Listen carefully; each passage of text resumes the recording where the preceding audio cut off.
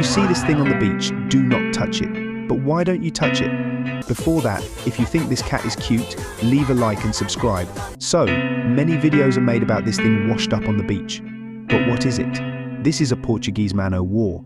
This jellyfish-looking creature may look like a toy that is washed up on the beach, but it is actually one of the most venomous related species of jellyfish on Earth and shouldn't be touched.